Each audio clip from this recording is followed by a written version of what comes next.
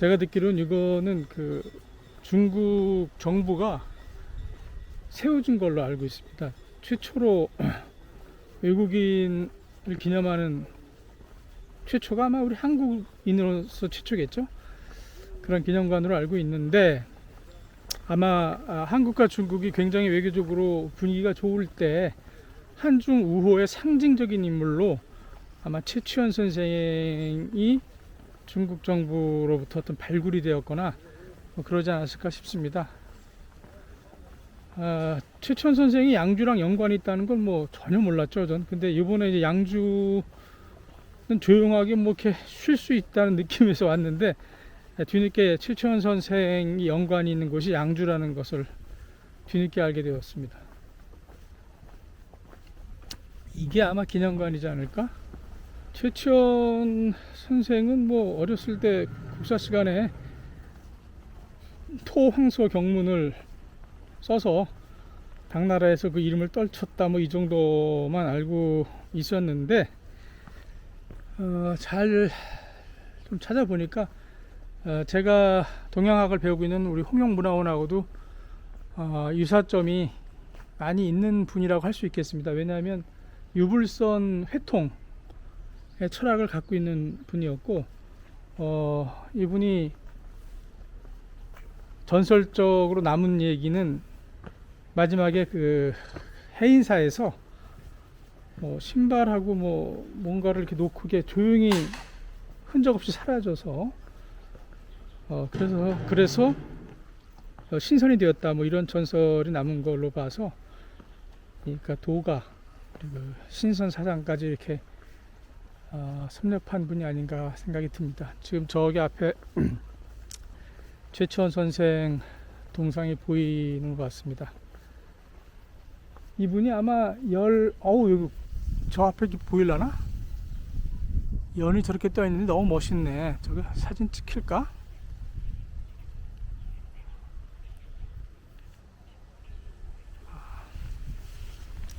최치원 선생은 12살 때 신라에서 당나라로 유학을 왔다고 하죠. 12살이면 초등학교 뭐 한 5, 6학년? 글쎄 뭐 상상하기 어려운 나이에 이 먼 곳에 왔는데 3달이 걸렸다고 하죠. 3달. 서해 쪽에서 배 타고 들어와서 그 학교가 있는 장안까지 걸어가는데 무려 2달을 걸어갔대나 어쨌다나 뭐 3달이 걸려서 도착을 했고 당시 장안에는 뭐 많은 나라의 그 유학생들이 와 있었는데 굉장히 그 환경이 이렇게 좋지 않았다고 하더라고요. 그래서 아주 좁은 공간에서 공부를 이제 해야 됐고 그 주어진 시간은 모든 유학생한테 10년이었답니다. 그만큼 이쪽 그 관료가 되는 시험이 어려웠을 것이고 또 유학생들한테 일단 언어 문제도 있고 힘들었을 것 같아요.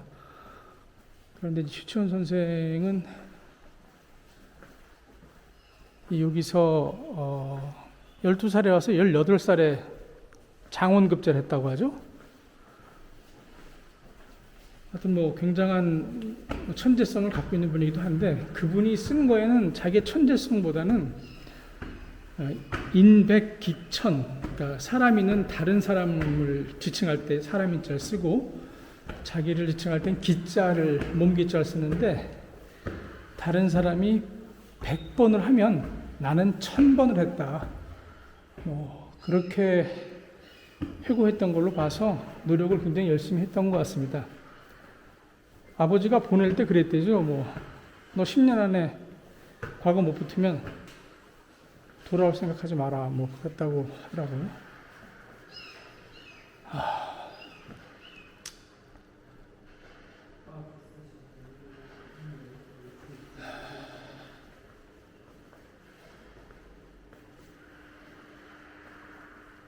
이런 배를 타고 왔다는 얘기인가?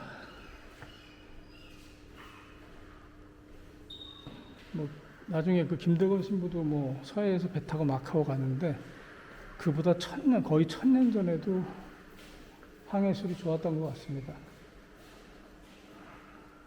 그리고 특히 이 양저우가 제가 듣기로는 그때 이미 그 수양제가 경항 대운하를 건설을 해놓은 상태였기 때문에 그 이후 거의 1000년을 송대까지 그 화려한 그 경제적, 문화적으로 꽃을 피울 수 있었던 거는 그 경항 대운하 때문인 것 같은데, 그래서 뭐 외국 상인들도 여기 와서 많이 살았다고 하더라고요. 상당히 국제 도시죠. 최초원 선생이 개원 필경인가에도 당시 양주를 좀 묘사한 게 있다고 하는데, 뭐 배들이 어마어마하게 많이 들어와 있고 뭐 그랬었나 보더라고요.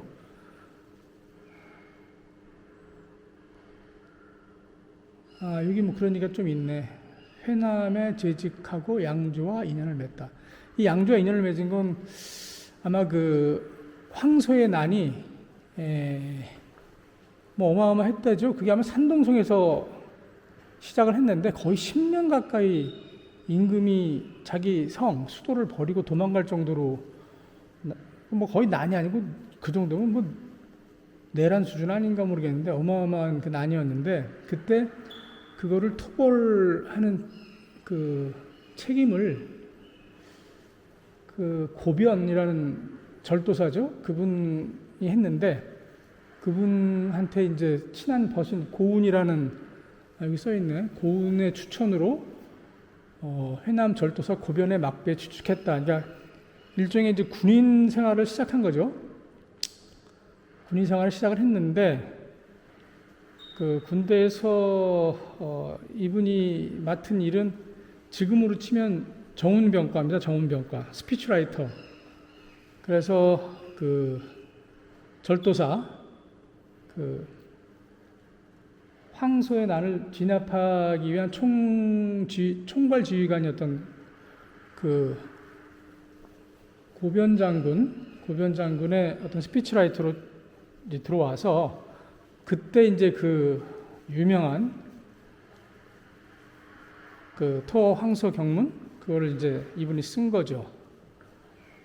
뭐 이걸 읽다가 그 황소가 뭐 의자에서 떨어졌다나 뭐 침대에서 떨어졌다나 놀래가지고, 그만큼 이렇게 뭐 그 명문장이기도 하고, 당시 뭐 중국어가 지금도 그렇습니다만 이게 음의 고저가 있고 나름 장단이 있기 때문에 그것이 되게 딱 들어맞게 운이 맞게 쓰여지면 그 파고드는 그 효과가 큰가 봐요. 하여튼 그래서 황소가 깜짝 놀라서 하여튼 전의를 상실했다, 뭐 이런 얘기가 있죠. 좌우간 최추원 선생은 이 양주, 이 중국에서 12살에 가가지고 28살에 다시 통일신라로 돌아갔는데, 뭐 그때 그 당시 중국이나 뭐 신라나 다 이제 끝물이었기 때문에 암울했는데, 어쨌든 젊은 시절을 이곳에서 보냈기 때문에 이곳이 그분의 전성기가 아니었나, 그런 생각이 듭니다. 저도 그 군에 있을 때 최추원 선생처럼 스피치라이터를 했습니다. 공군 참모총장 스피치라이터였는데, 제 군생활 보직 중에 그 2년이 제일 힘들었던 것 같아요. 일단 남의 글을 써준다는 것도 힘들고, 또 그 지휘관의 그 위치나 위상이 있는데 함부로 쓸 수도 없고, 그래서 굉장히 고민을 많이 하고 뭐 하는데, 아마 최추원 선생은 뭐 탁월했던 모양입니다. 이것뿐만이 아니고 뭐 이분이 정말 글을 많이 남기셨고, 그 개원필경 같은 경우는 그 우리나라 개인 문집으로는 가장 오래된 문집을 남겼고, 아주 역사적으로도 의미가 큰 것 같아요. 당시 그 역사도 기록이 돼 있는 거라고 봐야 되고, 또 당시 사람의 어떤 그 정서, 또 문장력 이런 걸 다 찾아볼 수 있고 한 거기 때문에 그 개원필경이 갖고 있는 그 의미가 그렇게 큰데, 우리는 뭐 학교 때 잠깐 개원필경이라고 남겼다 뭐 이렇게 하니까 뭐 잘 모르죠, 몇 개. 그래서 하여튼 여기 이렇게 최치원 선생 자취를 이렇게 한번 더듬을 수 있어서 나쁘지 않긴 한데, 이분이 그 말로가 좀 불행했다고 그래야 되나? 신라로 돌아오게 된 것도 사실은 이제 이 고변 장군이 그 항소해 난 이후에 도가의 어떤 쪽에 쭉 빠졌다고 들었는데, 그게 아마 제대로가 아니고 사이비 쪽 비슷하게 빠진 모양이죠. 그래서 하여튼 굉장히 그 좀 무리를 일으키고 하여튼 말로가 안 좋게 끝나고 아마 죽었을 거예요. 그래서 외국인 신분으로 기댈 곳이 없어진 최천은 이제 돌아가야 되겠다라고 결심을 하지 않았을까 싶고, 돌아온 신라는 또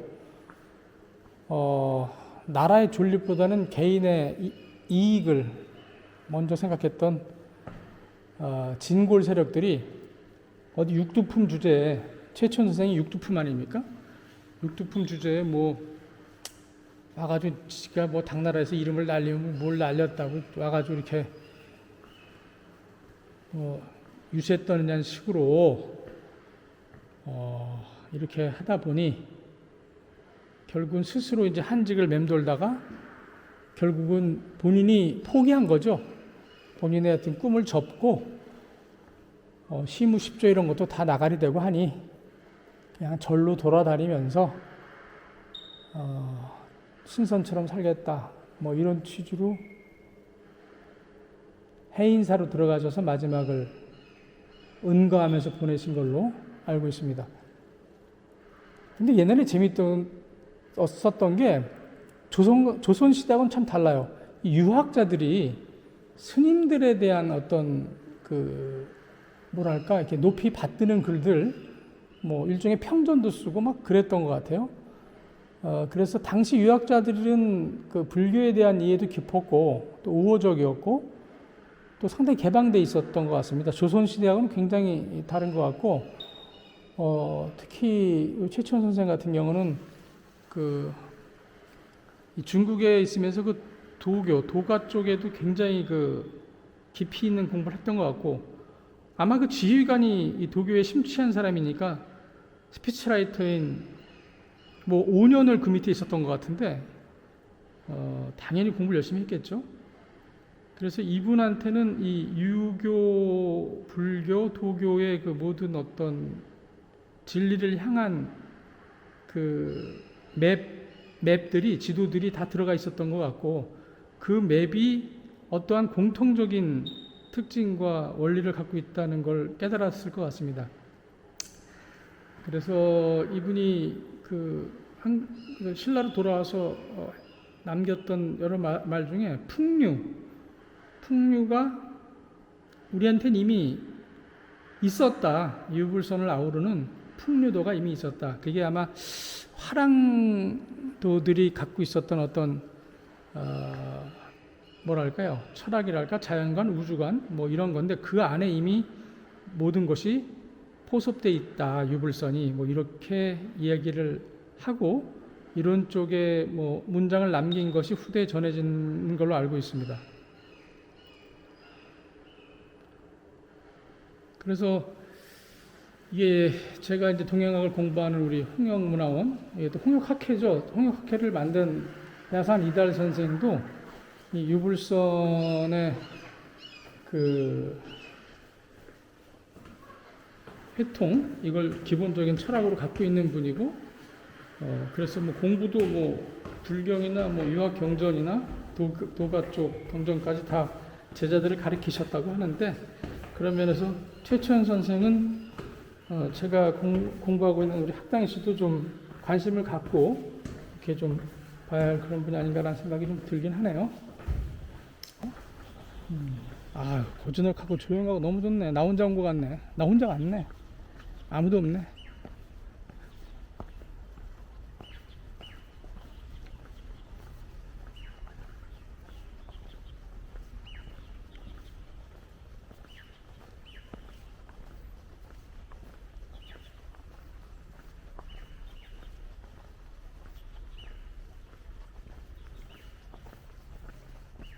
왜 뒤에도 뭐 비문이 어마어마하게 써 있는 걸 못 봤네. 이것도 하나 찍어야 되겠는데. 근데 잘 나올까?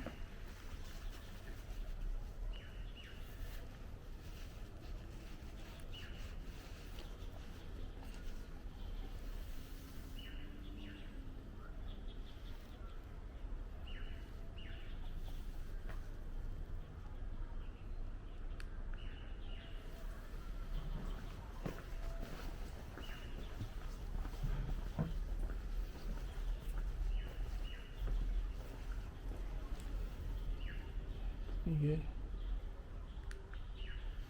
최천 선생 기념비를 그래도 중국 정부가 신경을 많이 써서 만들었네.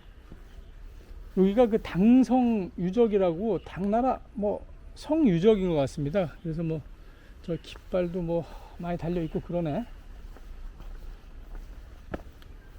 어찌되었든 최천 같은 인물이 우리 역사에 자리 잡고 있는 것도 참 특이하고,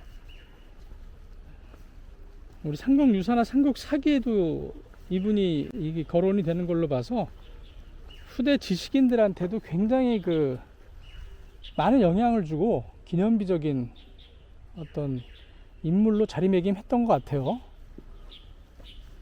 그래서 뭐 하다가 이제 막히면 우리가 논문 같은 거 쓰고 할 때 뭐 인용하잖아요. 누구 어느 교수가 했다, 어느 박사가 뭐라고 그랬다. 그래서 자기의 어떤 논거를 좀 신뢰도를 높이는데, 최치원 선생이 보니까 이제 그런 걸로 많이 인용이 되는 것 같다고 하더라고요.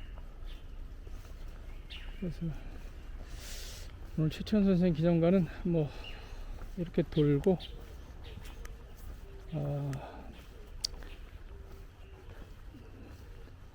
양주 생활이 아주 좋았을 것 같아요. 최치원 선생도 뭐 여기 있을 때가 20대, 과거는 또 일찍 합격하고 아주 뭐 좋을 때 여기 계셨는데, 아마 그분의 러브 스토리도 여기 숨어 있을 것 같은데, 뭐 쌍녀분 뭐 전설 뭐 제목은 얼핏 봤는데 그게 느낌이 러브 스토리가 뭐 이렇게 좀 전설화된 거가 아닐까 생각이 듭니다. 그 두 자매와의 사랑 얘기로 얼핏 들은 것 같은데,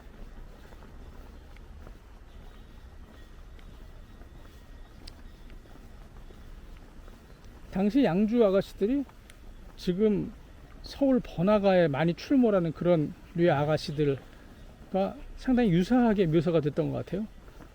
시쳇말로 이렇게 일은 잘 안 하고 멋을 엄청 부리고 다니는.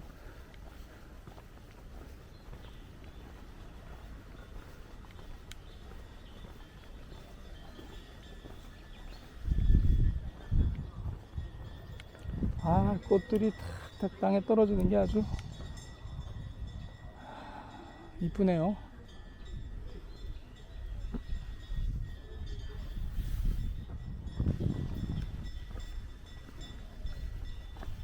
이 연화각은 뭐 하는 데인지 모르겠네.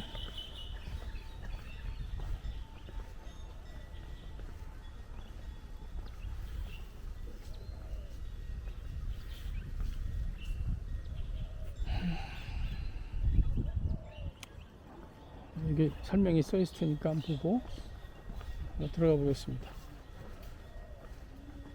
당나라 궁정식 건물, 당나라 양주의 마지막 화염절사 고변은 아성의 저택에 별도로 도교 사찰을 지었다. 이 사람이 하여튼 도교에 빠져 있었다고 하던데, 그중 연화각은 80척 높이, 진주와 금으로 장식. 현재 그 연화각이라는 이름을 계속 사용하고 무전중청의 당나라 궁정 건물 형식에 따라 건설하여 성당 건축의 풍물을 재현하였다. 그래도 당연히 재현이겠죠. 당나라식의 유명 시간은 재연화각 시를 썼으며, 신라문학가 최초는 재연화 각기 비상을 했다. 하여튼 최천 선생이 그 비문 쪽을 많이 지었다고 들었어요. 얼마나 글을 잘 쓰면. 그러니까 이분은 그 모든 경전이 머리에 다 들어가 있는 거죠. 그 경전이 머리에 들어가 있고 그것이 기반이 될 때 굉장히 풍부한 문장력이 발현되더라고요. 그래서 이 동양 고전을 많이 공부한 사람들이 시를 쓰면 그 모티브를 그런 고전들에서 얻어서 그게 현대화된 시어로 이렇게 표현하니까 상당히 그 좋은 문장이 많이 나오죠. 사실 근데 읽는 사람은 이게 그 사람이 이렇게 고전에서 따온 걸 잘 모르지. 그냥 감동만 하죠. 아, 저 연은 저 누가 날리는 거야? 아, 너무 평화롭고 아름다워 보이네. 인생을 저렇게 연처럼 그냥 진리의 끈에 매달려서 그냥 편안하게 이렇게 즐기다 가야 되는데 우리 왜 그걸 못하죠? 안타깝죠? 자, 이 도교 사원을 모티브로 해서 지었다니까 한번 안에 슬쩍 보겠습니다. 아우, 중국 분들은 깜짝깜짝 놀래요. 뭐 말하면 그냥 일반적인 얘기 하시는 것 같은데. 羊都壮丽，就这个，这里面。